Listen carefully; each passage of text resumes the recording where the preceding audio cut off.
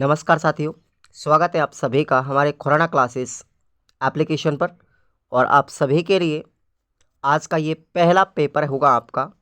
और इन प्रश्न पत्रों को आप लोग पूरी व्याख्या सहित पढ़ेंगे, इसकी पीडीएफ के साथ पढ़ेंगे। आपको वीडियोज़ भी मिलेगा, पीडीएफ भी मिलेगा। और याद रखिएगा, इन प्रश्नों से अगर आप लोग तैयारी करते हो, इन प्रश्न उत्तरों को आप लोग इन मॉडल पेपरों को, इन गेस्ट पेपरों को अगर आप पढ़ते हो, तो मैं गारंटी लेता हूँ इस चीज़ की, आपकी एक अच्छी परसेंटेज बनेगी। और इसका प्राइस भी नाम मात्र का है साथियों, मात्र 129। देखिए, आप सभी को पता है कि मैं ज़्यादातर कोर्सेज़ की कीमत भी नहीं लेता हूँ। जहाँ पर आपकी 1800 रुपये की सीरीज़ आती है ना, आपको लेने की आवश्यकता नहीं है। आप लोग मैं आपको जो मटेरियल पढ़ाऊँगा, बस यही आपको पढ़ के जाना है। और इनसे ही आपके एक अच्छा स्कोर हो सकता है। जब फर्स्ट ईयर में साथियों 94% हाईएस्ट हमारी रही है। और बात करें हम यहाँ पर 80% प्लस वाले हज़ारों स्टूडेंट, यानी कि पूरी अगर एक साल का एवरेज ऑलमोस्ट हम निकाल के बताएं आपको, तो लगभग 4 से 4,500 स्टूडेंट प्रति वर्ष हमारे यहाँ से इन कोर्सेज़ को परचेज़ करते हैं और अच्छे स्कोर करते हैं। तो राजस्थान का सबसे पुराना, सबसे ब्रांडेड एक प्लेटफॉर्म है जो बीएसटीसी के लिए पूरी तरीके से काम करता है 6 सालों से। तो चलिएगा, शुरुआत करते हैं। आज का हमारा पहला पेपर होगा बच्चे और बचपन, और इसका पहला मॉडल पेपर है ये। मैं आपको 3 मॉडल पेपर दूंगा बच्चे और बचपनों से रिलेटेड। हर पेपर के 3 मॉडल पेपर आपको मिलेंगे। तो पूर्णांक आपका 70 नंबर का होगा और इसकी समय सीमा आपकी 3 घंटे की होगी। दूसरी चीज़ आपको मैं बता दूं, आप लोग अपनी कॉपी में बढ़िया साफ़ सुथरी राइटिंग के साथ लिखें। अच्छे से एक एक कॉन्सेप्ट को, एक एक प्रश्न को याद करेंगे तो प्रश्न आपका ना गलत होगा, ना एग्जामिनर आपके नंबर काटेगा। ये विशेषकर ध्यान रखेंगे आप लोग। साफ़ सुथरी राइटिंग के साथ में आप लोगों को लिखना है। इसमें पहला प्रश्न देखिए, ये जो मॉडल पेपर आपको दिए जा रहे हैं ये हूबहू एग्ज़ाम के जैसे हैं। और यहाँ से प्रश्न आपको 80% प्लस क्रॉस करवाएंगे। ये मेरा दावा है इस चीज़ को लेकर के, क्योंकि 6 साल हो गए मुझे इस लाइन में काम करते हुए। तो 6 साल से आपको रिजल्ट हम दे रहे हैं और प्राइस भी ज़्यादा महंगा नहीं है। पहला क्वेश्चन है आपका कि देवास स्वप्न पुस्तक के राइटर कौन है। बहुत अच्छी पुस्तक है देवास स्वप्न पुस्तक। किसकी साथियों, याद रखना, गीजू भाई बधेका की है। किसकी है? गीजू भाई बधेका की है, जिन्होंने बाल मंदिर की स्थापना की थी। आरटी अधिनियम 2009 राजस्थान में कब लागू किया गया था? ये दूसरा क्वेश्चन है। तो ये राजस्थान में लागू किया गया था साथियों 1 अप्रैल, ध्यान रखेंगे आप लोग, 1 अप्रैल 2010 को। ठीक है, ऐसा लिखा हुआ है आपकी सीरीज के अंदर। 1 अप्रैल 2010 को राजस्थान में लागू किया गया था, ये तो आपकी सीरीज में लिखा हुआ है। तो मैंने सीरीज के अकॉर्डिंग आंसर बता दिया। लेकिन आपको रियलिटी में बताऊं इस क्वेश्चन की, तो आरटी अधिनियम 2009 है, ये आपका राजस्थान में जो लागू किया था वो 1 अप्रैल 2011 को किया था।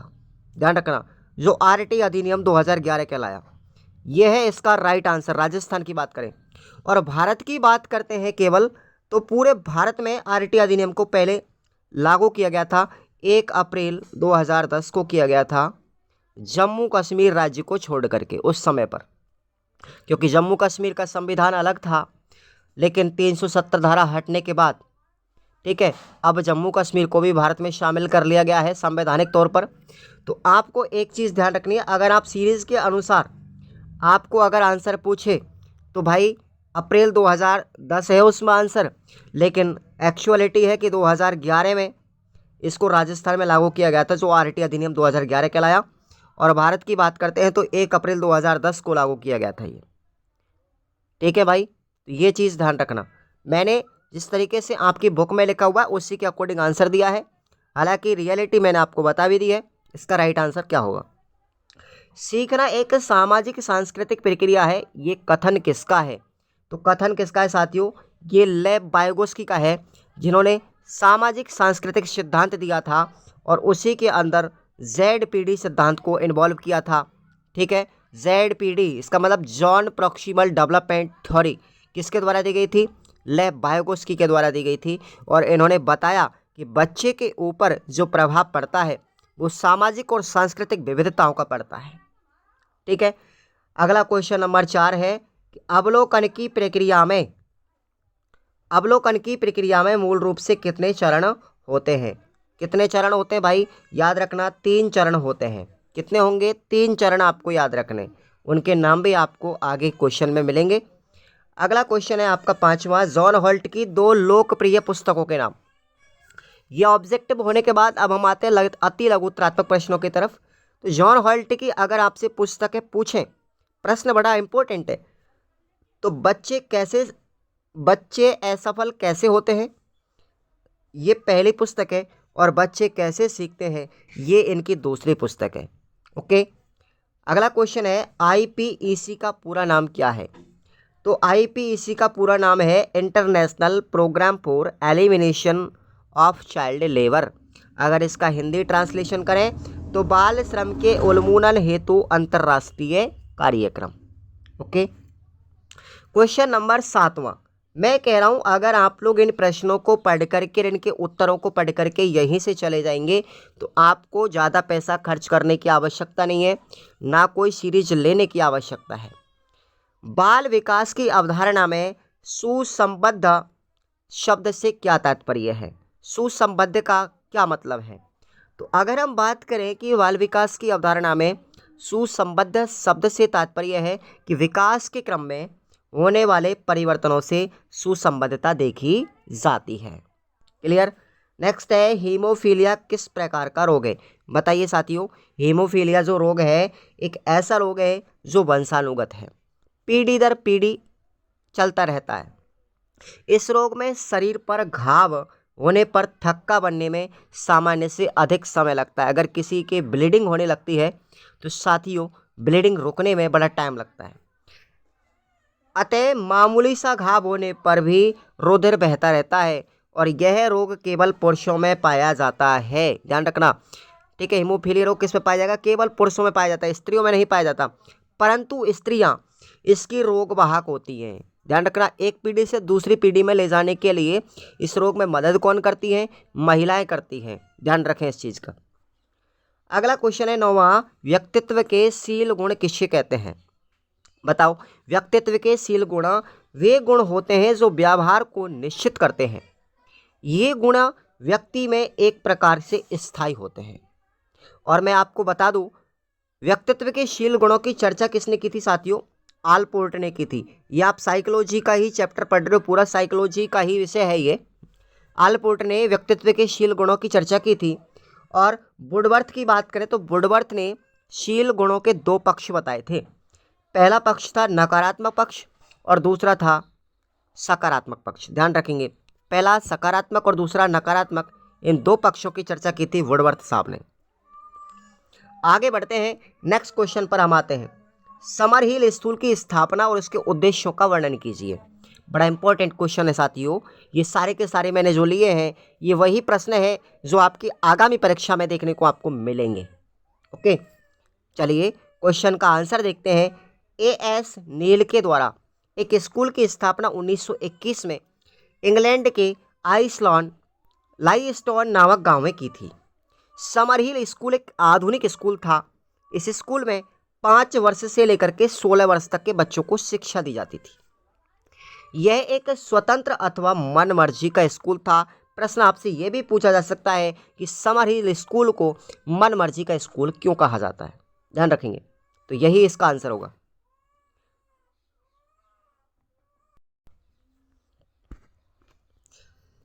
समरहिल स्कूल की अगर हम बात करें तो ये एक आधुनिक स्कूल था।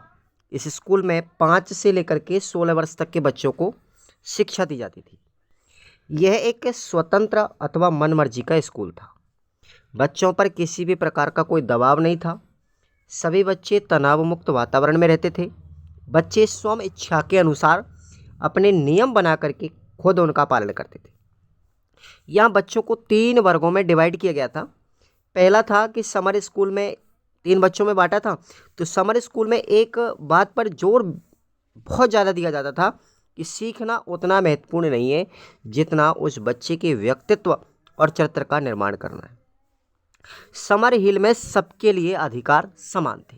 तो ये था आपका समर हिल स्कूल की स्थापना और उसके उद्देश्य के बारे में। नेक्स्ट अपना क्वेश्चन है जो आपको याद रखना है साथियों, गीजूभाई वधेका के बाल मंदिर में शिक्षक में क्या विशेषताएं होनी चाहिए। गीजूभाई वधेका का जो बाल मंदिर था उसमें जो शिक्षक लगाए जा रहे थे उन शिक्षकों की क्या क्या विशेषताएं, जो ये आपको याद करना होगा। क्वेश्चन आता है 11वां, आरटी अधिनियम 2009 में बच्चों की कौन कौन सी अधिकार प्रदान किए गए हैं। तो कौन कौन सी अधिकार है। पहला है 6 से लेकर के 14 वर्ष तक के बच्चों को निःशुल्क शिक्षा दी जानी चाहिए। कोई भी बालक किसी भी प्रकार की फीस या कोई भी आर्थिक व्यय नहीं होना चाहिए। निःशक्त जन बच्चों को निःशुल्क व अनिवार्य शिक्षा प्राप्त करने का अधिकार दिया गया था। और 14 वर्ष के बाद बच्चों की अगर प्रारंभिक शिक्षा पूरी होती है तब तक उसको निःशुल्क शिक्षा प्राप्त करने का अधिकार होगा। किसी भी विद्यालय में प्रारंभिक शिक्षा पूरी होने की अगर व्यवस्था नहीं है तो वह बालक दूसरे विद्यालय में भी अपनी टीसी ले जा सकता है, अपना ट्रांसफ़र करवा सकता है। ये क्वेश्चन था। नेक्स्ट आपको याद रखना, देखिए अथवा में जो क्वेश्चन आपको दे रखे हैं ना, ये भी इम्पोर्टेंट हैं। इनके आप लोग उत्तर खुद आप लोग पढ़ सकते हो कहीं से भी, ठीक है। मैंने आपको सीरीज़ की पीडीएफ भी दी है साथियों, उसमें से भी आप लोग पढ़ सकते हो। देखिए मेन चीज़ है प्रश्न को देना, प्रश्न कौन सा इंपॉर्टेंट है वही चीज़ तो मैं आपको बता रहा हूँ। और ये बिल्कुल हूबहू एग्जाम की तरह आपको अथवा में मिलेंगे क्वेश्चन। तो आरटी 2009 में शिक्षकों में विद्यालयों के दायित्वों का उल्लेख कीजिए, ये आपको पढ़ना है। बालक के विकास को आनुवंशिकता व परिवेश कैसे प्रभावित करता है, समझाइए। तो देखिए उत्तर, सबसे पहले आनुवंशिकता का प्रभाव क्या पड़ा। प्रत्येक बच्चा कुछ जन्मजात गुणों को लेकर के पैदा होता है। बच्चों में जन्म से ही कुछ क्षमताएं होती हैं जो उन्हें भाषा सीखने में मदद करती है। अतः आनुवंशिकता व्यक्ति में माता पिता से प्राप्त विशेषताओं की उसके व्यक्तित्व एवं व्यवहार में भूमिका तथा योगदान देता है। बात करें परिवेश की यानी वातावरण की, तो वातावरण में भी बच्चे के विकास को प्रभावित करता है। बालक में परिवेश ही समस्त नए प्रकार के सीखे गए व्यवहार, क्रियाओं तथा कौशलों के लिए उत्तरदायी होता है। भाषा, आदतें, रुचियाँ, परंपराएं, कौशल एवं योग्यताओं का विकास परिवेश से ही होता है। अथवा में आपको क्वेश्चन याद रखना है, बाल विकास से आप क्या समझते हैं और बाल विकास के विभिन्न आयामों का उल्लेख कीजिए। अगले क्वेश्चन पर आते हैं। क्वेश्चन नंबर 13वां है, गामक विकास से क्या आशय है, इसके प्रकार बताते हुए इसकी विशेषताएं लिखिए। देखिए साथियों, शरीर की विभिन्न मांसपेशियों को नियंत्रित करने की क्षमता जिस विकास से आती है उसे हम गामक विकास कहते हैं। गामक विकास 2 प्रकार का होता है, स्थूल गामक विकास और सूक्ष्म गामक विकास। अगर हम बात करें गामक विकास की विशेषताओं की, तो स्नायु तंत्र की परिपक्वता पर मांसपेशियों के नियंत्रण की निर्भरता बढ़ती है। गामक कुशलता के लिए परिपक्वता आने लगती है। गामक विकास सामान्य से विशिष्ट की ओर होता है। गामक विकास की अवस्थाएं पहले से ही निर्धारित होती हैं और गामक विकास में व्यक्तिगत विभिन्नता पाई जाती हैं। तो ये आपका गामक विकास के बारे में। अथवा में आपको क्वेश्चन याद रखना है, पोषण एवं खेल बच्चों के शारीरिक विकास को कैसे प्रभावित करता है, समझाइए। क्वेश्चन नंबर 14 देखेंगे, व्यक्तित्व से क्या आशय है, स्पष्ट करो। व्यक्तित्व जो शब्द है साथियों, अंग्रेजी के पर्सनैलिटी शब्द का अर्थ है, पर्सनैलिटी से लिया गया है। पर्सनैलिटी एक इंग्लिश वर्ड है और पर्सनैलिटी शब्द जो है लैटिन भाषा के पर्सोना से लिया गया है और पर्सोना का अर्थ होता है साथियों मुखौटा या बाहरी चेहरा। व्यक्तित्व व्यक्ति के गुण, रूप, प्रवृत्तियाँ और सामर्थ्य आदि का एक संगठन है। वह व्यक्ति और पर्यावरण की परस्पर अंतक्रिया का परिणाम है। व्यक्तित्व उसके विशेष लक्षणों का योग मात्र न होकर का उसके विशिष्ट संगठन भी है। अब बात करें हम आत्म प्रत्यय, एक शब्द है साथियों, ये पूछा जा सकता है आपसे। आत्म प्रत्यय इसी में है, व्यक्ति की स्वयं के प्रति जो धारणा या उसका मन होता है, उसका मत होता है, उसे हम क्या कहेंगे, आत्म प्रत्यय कहेंगे। याद रख लेना इसको। नेक्स्ट अपना क्वेश्चन है, अथवा में संवेग क्या है, संवेगों का मूल प्रवृत्तियों से क्या संबंध है। तो ये विलियम मैकडूगल से संबंधित क्वेश्चन है साथियों। मूल प्रवृत्तियों के बारे में जो 14 मूल प्रवृत्तियां हैं विलियम मैकडूगल साहब ने बताई थी, वो क्वेश्चन है, आपको याद रखना है। 15वां क्वेश्चन है, बाल प्रताड़ना का बच्चों पर क्या प्रभाव पड़ा है, समझाइए। तो बच्चों को दिए जाने वाला जो दंड है या जो बच्चों को सजा दी जाती है उसको बाल प्रताड़ना कहते हैं। यह शारीरिक, मानसिक या भावात्मक, तीनों प्रकार का हो सकता है। यह किसी भी दृष्टि से उचित नहीं है। ना बच्चे को आप प्रताड़ित कर सकते, ना उसको मानसिक या फिर उसको आप शारीरिक या भावात्मक रूप से किसी भी तरीके से आप उसको ठेस नहीं पहुंचा सकते। छोटा बच्चा जिसे पूरी समझ नहीं है, उसे डांटना भी एक मानसिक प्रताड़ना है। गलती हो जाने पर चपत लगा देना, स्कूल में उठक बैठक लगवाना आदि शारीरिक प्रताड़ना है। इन सभी बातों से बच्चों की भावनाओं को ठेस पहुंचती है, जिससे वह अन्य साथियों तथा शिक्षकों के सामने आने से कतराता है। तो ये क्वेश्चन आपको याद रखना है।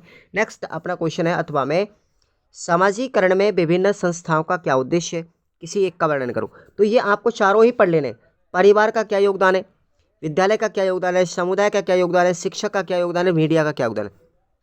आपसे इनमें से एक क्वेश्चन पूछा जाएगा, इनमें से एक आएगा, आपका ध्यान रखना 100%। नेक्स्ट है क्लिनिक विधि क्या है। क्लिनिक विधि क्या है, इसको समझाना है। अच्छा क्वेश्चन है क्लिनिक विधि। जीन पियाजे ने इस विधि को नैदानिक साक्षात्कार विधि नाम दिया। अपने अध्ययन के लिए साक्षात्कार विधि का प्रयोग किया। उनके प्रयोग ने बच्चों के अध्ययन के लिए साक्षात्कार विधि को रेखांकित किया। पियाजे ने बच्चों के संज्ञानात्मक पक्ष के अध्ययन के लिए उपयोग किया, जैसे कि बच्चों की देखभाल के तौर तरीकों की सूचना प्राप्त करने के लिए अनुसंधानकर्ताओं द्वारा इसका उपयोग भी किया गया। इस विधि की विशेषता यह है कि यह व्यक्ति को अपने विचारों को प्रदर्शित करने का अवसर प्रदान करती है। अथवा में आपको क्वेश्चन याद रखना है साथियों, साक्षात्कार का आशय स्पष्ट करते हुए इसकी विशेषताएं लिखिए। ये अथवा वाले क्वेश्चन भी आपको पढ़ने हैं दोस्तों, ध्यान रखना। जब मैं आपको YouTube पर क्लासें लूँगा ना, तब आपको मैं बताऊंगा इन अथवा वाले क्वेश्चनों को ध्यान रखना। पर ये चीज़ विशेषकर ध्यान रखें, लगाव से क्या आशय है। जॉन बॉल्वी के लगाव सिद्धांत के मुख्य घटक कौन कौन से हैं, समझाइए। तो लगाव की बात करें, यहाँ पर देखिए लगाव क्या है। लगाव एक प्रकार का भावात्मक संबंध है, जैसे जब दो व्यक्तियों को आपस में बांधता है, दो व्यक्तियों को आपस में जोड़े रखता है। यह संबंध समय और दूरी के बावजूद भी बना रहता है। लगाव की भावना और भी प्रबल हो जाती है जब अभिभावक शिशु की क्रियाओं पर प्रतिक्रिया देते हैं, उसे सहजता महसूस करवाते हैं, शिशु को उनकी आवश्यकताएं पड़ती है। लगाव का मतलब होता है साथियों एक दूसरे के साथ संबंध, ठीक है। लगाव एक दूसरे के प्रति चाहत, ध्यान रखना। लगाव के घटक हैं, आपको याद रखने चारों घटक। सुरक्षित संसार, सुरक्षा आधार, संबंधों की घनिष्ठता और अलग होने पर तनाव, ठीक है। अथवा में आपको क्वेश्चन याद रखना है, फ्राइड ने आंतरिकरण की संज्ञा किसे दी है। यहाँ पर क्वेश्चन यही है कि फ्राइड के मनोविश्लेषणवाद सिद्धांत पर संक्षिप्त टिप्पणी लिखी है। तो एक ही बात है ये, इसको याद करना। नेक्स्ट है राजस्थान बाल अधिकार संरक्षण के गठन के बारे में इसके उद्देश्य लिखिए। राजस्थान बाल अधिकार संरक्षण के गठन के उद्देश्य क्या है। तो पहला उद्देश्य देखेंगे, बाल अधिकारों से संबंधित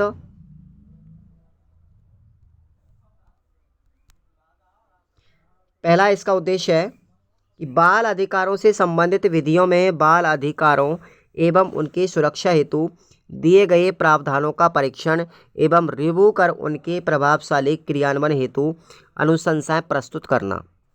सेकंड है, केंद्र सरकार एवं राज्य सरकार को वार्षिक या अन्य कोई अवधि में उक्त विधियों की कार्यशैली पर प्रतिवेदन प्रस्तुत करना।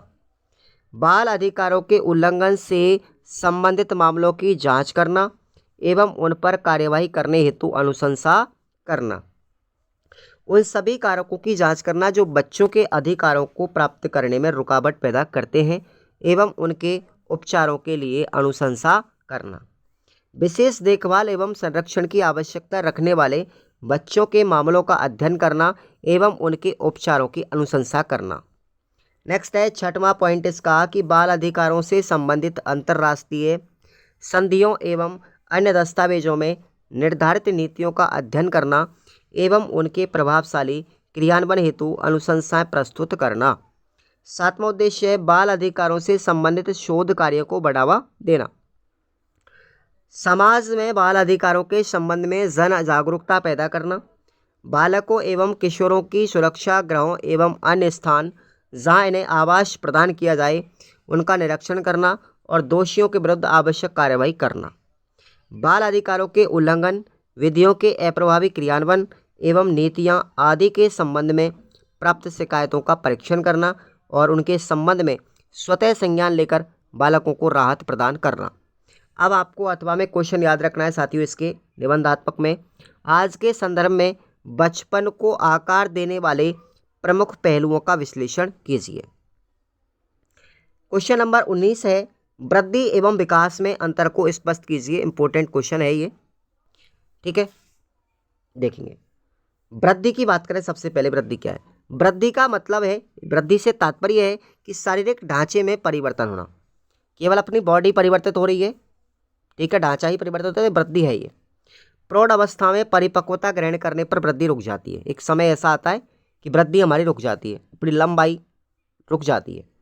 वृद्धि शरीर में परिमाणात्मक परिवर्तनों की परिचायक है। ये अपना बाल विकास का चैप्टर है साथियों पूरा। वृद्धि से बालक के हाथ पैर लंबे हो जाते हैं, उसका वजन बढ़ जाता है और आकार व अनुपात में भी परिवर्तन हो जाते हैं। वृद्धि का मापन भी किया जा सकता है। अब बात करें विकास की, तो विकास का मतलब होता है कि बालक में होने वाले संपूर्ण परिवर्तन, चाहे उसका सामाजिक हो, मानसिक हो, व्यक्तित्व हो या संवेगात्मक, किसी भी प्रकार का, यानी कि वृद्धि जो होती है वो विकास के अंदर निहित होती है। विकास की प्रक्रिया प्रगतिशील होती है तथा आजीवन चलती रहती है, लेकिन वृद्धि एक समय पर तो रुक जाती है आकर के। विकास बालक में गुणात्मक व परिवर्तनों का परिचायक है। विकास से बालक के हाथ पैरों की कार्य क्षमता और कार्य कुशलता बढ़ती है। विकास के परिवर्तनों का मापन कभी नहीं किया जा सकता, केवल उनको अनुभव या महसूस किया जा सकता है। विकास का एक क्रम होता है तथा इसकी अवस्थाएं भी होती है, ध्यान रखना आप लोग। अथवा में क्वेश्चन याद रखना है कि सूक्ष्मगामक कौशल कौन कौन से हैं, समझाइए। ओके, नेक्स्ट हमारा क्वेश्चन है 20 क्वेश्चन है 20वां। संवेगों को प्रभावित करने वाले कारक कौन कौन से हैं, समझाइएगा। पहला कारक है आयु एवं परिपक्वता।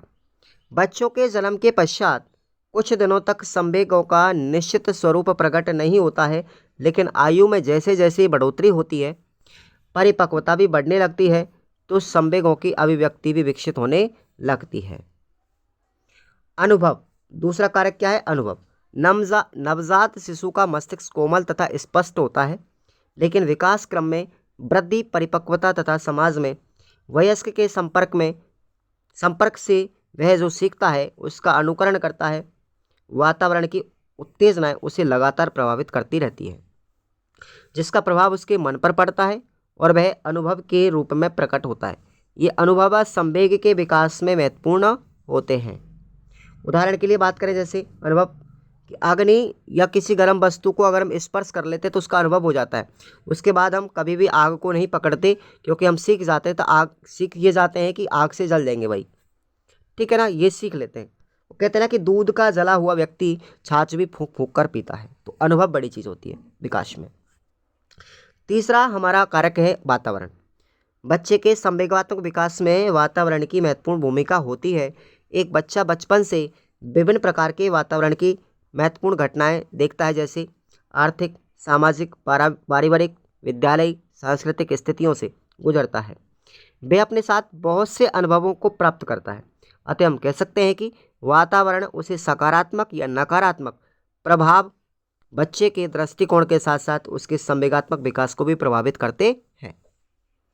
जैसे कक्षा में बच्चे की सबके सामने बेइज्जती कर दी जाए तो बच्चे में क्रोध उत्पन्न हो जाएगा। माता पिता के द्वारा अतिथियों के सामने बच्चे की प्रशंसा कर दी जाए तो बच्चा प्रसन्नता अनुभव करेगा। अगला क्वेश्चन है अथवा में आपको कि एरिक्सन के द्वारा प्रतिपादित व्यक्तित्व विकास सिद्धांत की 8 अवस्थाओं का वर्णन कीजिए। इंपॉर्टेंट क्वेश्चन है। एरिक्सन की 8 अवस्था, जिसको मनोसामाजिक सिद्धांत कहते हैं साथियों, ध्यान रखना। अगला क्वेश्चन है 21 लास्ट, एनेक्डोटल अभिलेख क्या है? इंपॉर्टेंट है ये। एनेक्डोटल या औपाख्यानक अभिलेख क्या है, ये कितने प्रकार का होता है? तो एनेक्डोटल अभिलेख के बारे में सबसे पहले, एनेक्डोटल अभिलेख का प्रयोग विद्यालयों में अधिकता से किया जाता है। छोटे बच्चों के कार्य एवं व्यवहार अथवा किसी भी विशेषता का उल्लेख उपाख्यान अभिलेख में किया जाता है। लुइस के अनुसार उपाख्यान अभिलेख किसी भी छात्र के जीवन की महत्वपूर्ण घटना की रिपोर्ट होती है। विलार्ड ने उपाख्यानक अभिलेख की परिभाषा में लिखा है, क्या लिखा है साथियों, कि औपान्याक अभिलेख एक ऐसी सामान्य आख्या है जिसमें कि निरीक्षक यानी जो अवलोकन करता होता है, ऑब्जर्वर होता है, उसकी दृष्टि से किसी छात्र से संबंधित महत्वपूर्ण घटनाओं का उल्लेख किया जाता है। उपाख्यानक अभिलेख के प्रकार देखिए। पहला प्रकार का अभिलेख वह होता है जिसमें किसी छात्र के कार्य एवं व्यवहार का केवल यथार्थ तथा वस्तुनिष्ठ विवरण रहता है। इन विवरणों पर किसी प्रकार की टिप्पणी नहीं की जाती। ये पहला प्रकार का है। दूसरे प्रकार का उपाख्यानक अभिलेख वह होता है जिसमें विवरण भी लिखा जाता है परंतु टीका टिप्पणी भी की जाती है। तीसरे प्रकार का अभिलेख ऐसा होता है उपाख्यानक जिसमें विवरण भी होता है, टीका टिप्पणी भी की जाती है और उसके साथ साथ समस्या का समाधान भी लिखा जाता है। तो ये तीसरे प्रकार का है। और चौथे प्रकार का है उपाख्यानक अभिलेख कि विवरण भी होता है, टीका टिप्पणी भी की जाती है, समस्या का समाधान भी किया जाता है और इसके साथ साथ भविष्य में उपचार संबंधी सुझाव भी दिए जाते हैं। तो ये स्टेप बाय स्टेप आपके 4 उपाख्यानक प्रकार हैं।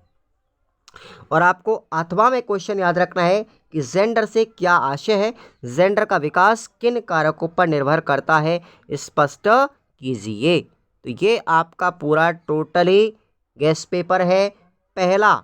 आपको इसके अलावा पहला जो पेपर होगा आपका बच्चे और बचपन का, उसके 3 गेस्ट पेपर मिलेंगे टोटल और तीनों ही गेस्ट पेपर इंपॉर्टेंट हैं। प्रश्न इनसे बाहर नहीं जाएगा। 1-2 क्वेश्चन अगर आ जाते हैं एक्स्ट्रा बाहर छोटे छोटे तो कोई बड़ी बात नहीं है, पर आपको 80% क्वेश्चन मिनिमम से मिनिमम मिल जाएंगे पेपर में बस। और इसी तैयारी से के साथ में पढ़ते रहिए और अपने दोस्तों को बताते रहिए।